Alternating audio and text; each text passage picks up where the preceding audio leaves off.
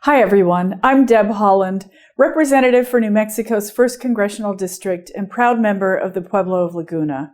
I'm honored to be one of the first 2 Native American women elected to Congress in our country's history.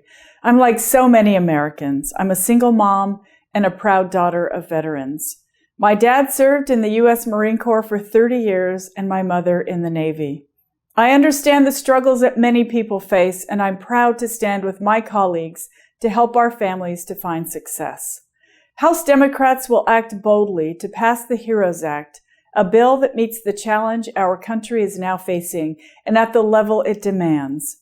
Families in New Mexico are sharing with me their concerns, fears, and struggles, and like many Americans, they are afraid of losing their homes and businesses, struggling to buy food and to afford life-saving medication. I know what it's like to care for a child on a limited income and to worry for an elderly parent who is in a senior living community. The Trump administration's failed response to this coronavirus emergency has caused heartbreak and economic stress for families across our country and have laid bare the disparities that already exist in so many communities. In particular, Indian country has been hit very hard by this pandemic. Imagine getting sick and having to drive 3 hours just to see a doctor or to get to a phone. Imagine not having running water or electricity or public transportation. Sadly, 2 sisters on the Navajo Nation didn't get the coronavirus treatment they needed in time, and they died. Their young sons will live without their mothers. Heroes come in all forms.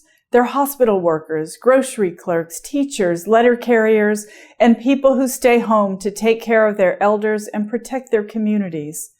The HEROES Act provides economic stability so we can begin the long road to economic recovery. $1,200 direct payments, hazard pay for essential workers, investments in broadband to help close the homework gap for kids, small business loans and grants that will reach underserved communities, and funds for testing, tracing, and treatment of this virus. We know state and local governments are stretched thin. That's why we worked hard to include flexible funding so firefighters can stay on the job, police officers won't get furloughed, and the services that cities provide will remain intact.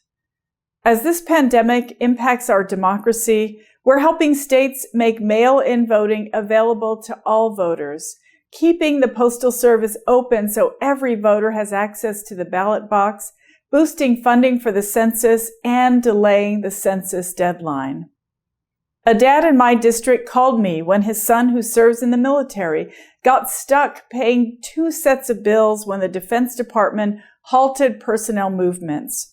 The HEROES Act includes provisions that I fought for to help military families with the financial burdens caused by this pandemic. The HEROES Act will also help address many of the disparities in Indian country by providing $20 billion for tribal governments, addressing tribal business concerns on the Paycheck Protection Program loans, and boosting funds for many Indian Health Service programs, including urban Indian health centers.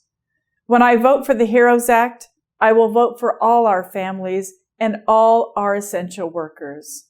House Democrats will continue fighting for all families, workers, and small businesses throughout this uncertain time, and we call on the United States Senate to do the same and to pass the HEROES Act.